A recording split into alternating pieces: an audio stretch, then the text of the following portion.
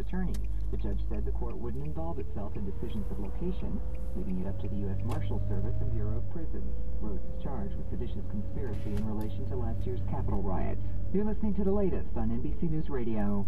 The FDA will soon hold a meeting of its vaccine committee to consider authorizing emergency use of Pfizer's COVID vaccine for children as young as 6 months. The FDA authorized the Pfizer shot for children between 5 and 11 in October and recently authorized a booster dose for those as young as 12. The meeting is set for February 15th. If authorized, that's 18 million children younger than 5 years old in the U.S. who will be eligible for a vaccine. Brian Flores says his kids are the reason for his lawsuit against the NFL and the New York Giants that alleges racial discrimination. Lisa G. reports. The Brooklyn native and former Miami Dolphins head coach told CNN he doesn't want his two sons and daughter to have to go through the same things that he went through. He claims his interview with the Giants was a sham. Meantime, the NFL said in a statement that Flores' claims were without merit and that they are committed to equitable employment practices.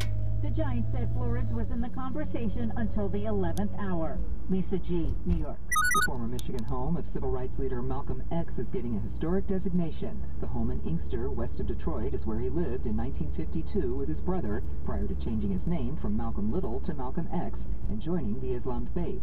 The residence will be placed on the National Register of Historic Places, and residents hope the move will lead to its restoration as a museum. Actor Alec Baldwin is settling a lawsuit over a parking dispute in New York City. The 2018 incident stemmed from a man who claims Baldwin shoved him and punched him in the jaw. Baldwin later pled guilty to harassment and had to undergo an anger management program. Terms of the settlement were not released.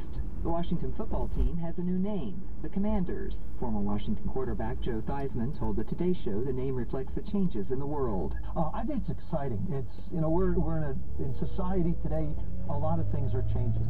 So many things have become different. The new name and logo come after the team ditched the Redskins name for being offensive to Native Americans.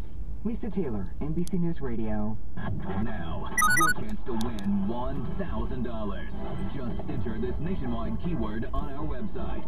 Thanks. That's thanks. Enter it now. This report is sponsored by the new Our American Stories podcast. Check out the new Our American Stories podcast, the show where the American people are the star, telling inspiring stories of history, sports, business, faith, and love, and your stories too. Subscribe on the iHeartRadio app or wherever you get your podcasts.